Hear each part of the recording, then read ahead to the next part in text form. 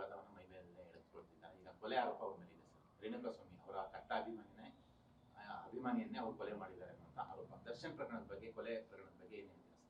ಕೊಲೆ ಆರೋಪ ನೋಡಿ, ಕಾನೂನಿಗಿಂತ ಯಾರು ದೊಡ್ಡವರು ಇಲ್ಲ. ಸಿನಿಮಾ ಆಕ್ಟರ್ ಇರ್ಬೋದು, ಅಥವಾ ಉದ್ಯಮಿ ಇರ್ಬೋದು, ರಾಜಕಾರಣಿ ಇರ್ಬೋದು, ಅಧಿಕಾರಿಗಳಿರ್ಬೋದು, ಎಲ್ಲರಿಗೂ ಕಾನೂನು ಒಂದೇ.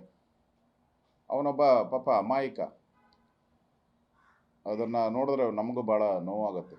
ಅವರ ಹೆಂಡ್ತಿನೂ ಕೂಡ 5 ತಿಂಗಳ ಗರ್ಭಿಣಿ ಅಂತ ಕೇಳಿ ಇನ್ನೂ ಅಷ್ಟು ಭಾಳ ನೋವಾಯಿತು. ಬುದ್ಧಿ ಹೇಳಿ ಕಳಿಸ್ಬೋದಾಯಿತು, ಅಥವಾ ಸಂಬಂಧಪಟ್ಟಂಥ ಕ್ರೈಮ್ ಬ್ಯಾಚ್ಗೆ, ಪೊಲೀಸ್ಗೆ ಕಂಪ್ಲೇಂಟ್ ಕೊಟ್ಟಿದ್ರೆ ಪೊಲೀಸರೇ ಬುದ್ಧಿ ಕಳಿಸ್ತಾ ಇದ್ವಿ. ಇನ್ನೆಂದು ಆ ಥರ ಮಾಡ್ದಂಗೆ ಅವ್ರಿಗೆ ಬುದ್ಧಿಯನ್ನು ಕಲಿಸ್ತಾಯಿದ್ವಿ. ಅದು ಬಿಟ್ಟು ಕಾನೂನನ್ನು ಕೈಗೆ ತೆಗೆದುಕೊಂಡು ಸುಮಾರು 14 ಜನ ಹೊಡೆದಿರೋ ಅಂಥದ್ದು ಭಾಳ ಖಂಡನೀಯವಾದಂಥ ಒಂದು ವಿಚಾರ. ಈಗಾಗಲೇ ಪೊಲೀಸರು ಬಂಧಿಸಿದಾರಲ್ಲ, 6 ಜನನ ಬಂಧಿಸಿದ್ದಾರೆ. ಕ್ರಮ ತೆಗೆದುಕೊಳ್ತಾರೆ ಅನ್ನೋ ವಿಶ್ವಾಸ ನನಗಿದೆ. ಕಾನೂನಿಗಿಂತ ಯಾರು ದೊಡ್ಡವರಲ್ಲ. ಮತ್ತು ಮಾಧ್ಯಮಕ್ಕೂ ಕೂಡ ಅಲ್ಲಿ ಚಿತ್ರೀಕರಣ ಮಾಡುವಂಥದ್ದಕ್ಕೆ, ಅಲ್ಲಿ ಬರೋವಂಥದ್ದು, ಪೊಲೀಸ್ ಸ್ಟೇಷನ್ಗೆ ಎನ್ಕ್ವೈರಿ, ಇದೆಲ್ಲ ಕೂಡ ಮಾಧ್ಯಮಕ್ಕೂ ಗೊತ್ತಾಗಬೇಕು ಅನ್ನೋದು ನನ್ನ ಅಭಿಪ್ರಾಯ. ಆ ದೃಷ್ಟಿಯಿಂದ ಈ ಘಟನೆಯನ್ನು ನಾನು ಪೊಲೀಸರು ಸರಿಯಾದಂಥ ಕ್ರಮಗಳನ್ನು ತೆಗೆದುಕೊಳ್ಬೇಕು ಅಂತೇಳಿ ಆಗ್ರಹವನ್ನು ಮಾಡ್ತಾಯಿದ್ದೀನಿ. 144 ಸೆಕ್ಷನ್ ಹಾಕಿರೋದು ಮತ್ತೆ ಉಳಿದಂತ ಕಂಪ್ಲೇಂಟ್ ಕೊಡೋಕೆ ಯಾರು ಹೋಗ್ತಿದ್ದಾರೆ ಅವ್ರಿಗೆ ಯಾರು ಕೂಡ ಅವಕಾಶ ಇಲ್ಲ ಅನ್ನೋ ವಿಚಾರ.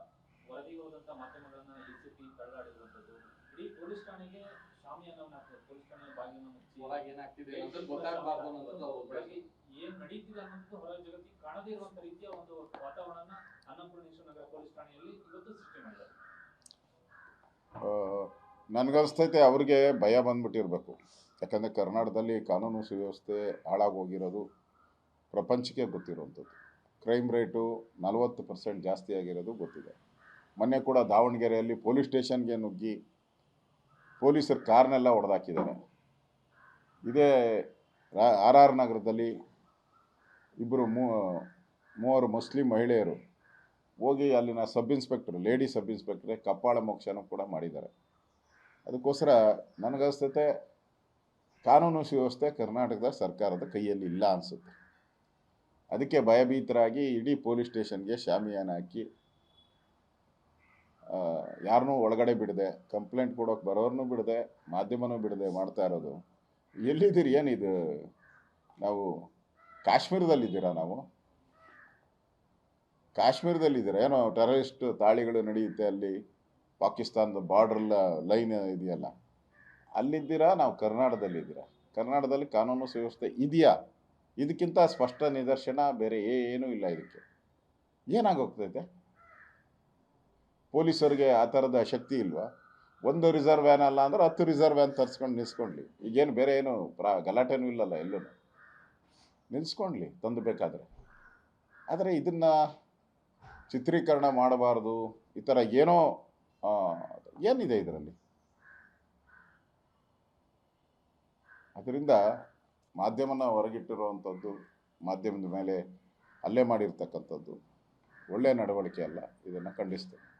ದರ್ಶನ್ ಅವರ ವಿಚಾರದಲ್ಲಿ ಸಾಕಷ್ಟು ಆಕ್ಷೇಪಗಳು ಕೇಳಿ ಬರ್ತಾ ಇದೆ ಸರ್. ಸಿನಿಮಾದಿಂದ ಬ್ಯಾನ್ ಮಾಡಬೇಕು ಅವ್ರನ್ನ, ಸಾಕಷ್ಟು ಕೆಟ್ಟ ಹೆಸರು ಬರ್ತಾ ಇದೆ ಕರ್ನಾಟಕಕ್ಕೆ, ಸ್ಯಾಂಡಲ್ವುಡ್ಗೆ ಅಂತೆಲ್ಲ ಒಂದು ಅಭಿಪ್ರಾಯಗಳು ಬರ್ತಾ ಇದೆ ಸರ್. ಬಿಜೆಪಿ ಏನು ಆಗ್ರಹ ಮಾಡ್ತಾರೆ ಸರ್? ಇಲ್ಲ, ಇಡೀ ದೇಶದಲ್ಲಿ ಸುದ್ದಿಯಾಗಿದೆ. ನಾನು ನೆನ್ನೆ ನೋಡಿದೆ, ಇಡೀ ದೇಶದಲ್ಲಿ ಬೇರೆ ಬೇರೆ ಇಂಗ್ಲೀಷ್ ಚಾನಲ್ಲು, ಹಿಂದಿ ಚಾನಲಲ್ಲೂ ಕೂಡ ಈ ಸುದ್ದಿ ಹೋಗ್ತಾ ಇರೋದು ಕೂಡ ಒಂದು ಆಘಾತಕಾರಿ. ಇದರಿಂದ ಆ ಫಿಲಮ್ ಚೇಂಬರ್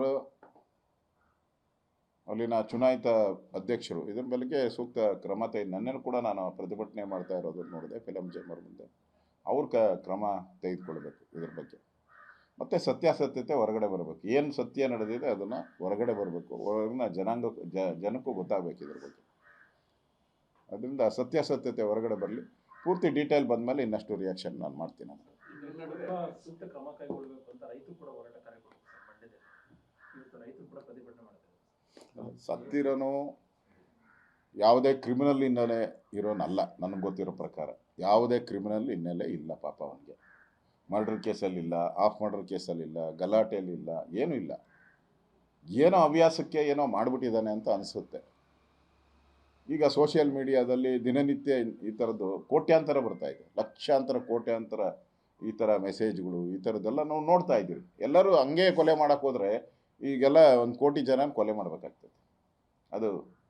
ಅದರಿಂದ ಇದನ್ನೆಲ್ಲ ಸ್ಪೋರ್ಟಿವಾಗಿ ತಗೊಬೇಕು. ಕಾನೂನಿದೆ, ಪೊಲೀಸರಿದ್ದಾರೆ, ಸಂಬಂಧಪಟ್ಟವರಿಗೆ ತಿಳಿಸ್ಬೇಕಾಗಿತ್ತು, ತಿಳಿಸಿ ಅವ್ರು ಕ್ರಮ ತೆಗೆದುಕೊಳ್ತಾ ಇದ್ರು. ಕಾನೂನನ್ನು ಕೈಗೆ ತೆಗೆದುಕೊಳ್ಳುವಂಥದ್ದು ಅದು ಈ ಸಣ್ಣ ವಿಚಾರ, ಕುಲ್ಲಕ್ಷ ವಿಚಾರ. ಇದು ಇಡೀ ಚಿತ್ರರಂಗಕ್ಕೆ ಒಂದು ರೀತಿ ಕಳಂಕ ಅಂತ ನನಗೆ ಅನಿಸುತ್ತೆ.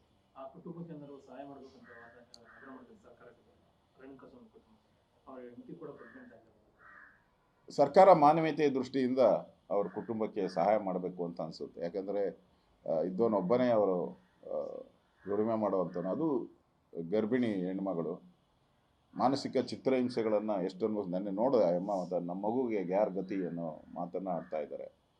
ಸೊ ಭಾಳ ಒಂಥರ ಕರಳು ಕಿತ್ತು ಬರೋವಂಥ ಒಂದು ದೃಶ್ಯಗಳನ್ನು ನೋಡಿದ್ದೀನಿ ನೆನ್ನೆ ಮಾಧ್ಯಮದಲ್ಲಿ ಕೂಡ ನಾನು. ಇಂದ ಸರ್ಕಾರ ಇದ್ರ ಬಗ್ಗೆ, ಅಲ್ಲಿನ ಜಿಲ್ಲಾಡಳಿತ ಕ್ರಮ ತೆಗೆದುಕೊಳ್ಬೇಕು ಅನ್ನೋದು, ಮತ್ತು ಅವರಿಗೆ ಸಹಾಯ ಮಾಡಬೇಕು, ಅವರಿಗೆ ಆ ಕುಟುಂಬಕ್ಕೆ ವಿಶೇಷವಾಗಿ ಆ ಹೆಣ್ಮಗಳಿಗೆ ಸಹಾಯ ಮಾಡಬೇಕು ಅಂತೇಳಿ ನಾನು ಸರ್ಕಾರಕ್ಕೆ ಆಗ್ರಹ ಮಾಡ್ತಾ ಇದ್ದೀನಿ. ಈ ನಡುವೆ ಕೆಲ ಸಚಿವರು ಜೊತೆಲಿ ಒಂದಷ್ಟು ಶಾಸಕರು ದರ್ಶನ್ ಬಿಡುಗಡೆ ಮಾಡಬೇಕು ಅಂತ ಸಹಾಯ ಮಾಡಬೇಕು, ಯಾವುದೇ ರೀತಿ ಶಿಕ್ಷೆ ಆಗ್ಬಾರ್ದು ಅನ್ನೋಂಥ ಒತ್ತಡವನ್ನು ಕೂಡ ಆಗ್ತಾ ಇದ್ದಾರೆ. ಬಟ್ ಹೋಮ್ ಮಿನಿಸ್ಟ್ರು ಯಾರು ಒತ್ತಡ ಹಾಕಿಲ್ಲ ಅಂತ ಹೇಳಿದ್ದಾರೆ. ಹೋಮ್ ಮಿನಿಸ್ಟ್ರು ಯಾರು ಒತ್ತಡ ಹಾಕಿಲ್ಲ ಅಂತ ಹೇಳಿದ್ದಾರೆ. ಅದನ್ನು ನಾವು ಹೋಮ್ ಮಿನಿಸ್ಟ್ರ್ ಹೇಳಿಕೆಯನ್ನು ನೋಡಿದ್ದೀನಿ. ಮತ್ತು ಈ ಥರದ ವಿಚಾರಕ್ಕೆ, ಮರ್ಡರ್ ಕೇಸ್ಗೆ ಯಾರು ಒತ್ತಡ ಹಾಕುವಂಥದ್ದು ಈ ಥರದ್ದೆಲ್ಲ ಒಳ್ಳೆ ಬೆಳವಣಿಗೆ ಅಲ್ಲ. ಯಾರು ಮಾಡಬಾರ್ದು, ನಾನು ಮಾಡಿಲ್ಲ, ನೀವು ಮಾಡಬೇಡಿ ಅಂತ ವಿನಂತಿಯನ್ನು ಮಾಡ್ತೀನಿ ಎಲ್ಲ ನಮ್ಮ ಶಾಸಕರಿಗೆ, ಮಂತ್ರಿಗಳಿಗೆ.